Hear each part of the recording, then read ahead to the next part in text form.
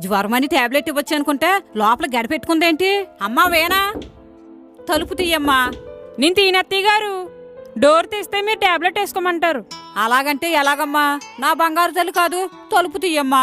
అమ్మో, టాబ్లెట్ చాలా చేదుగా ఉంటుంది అత్తయ్య గారు, నేను వేసుకోను. అయితే నీకు ఇష్టమైన పానీపూరి ఆర్డర్ పెట్టాను. కాలింగ్ బెల్ మోగినప్పుడు పానీపూరి వస్తుంది.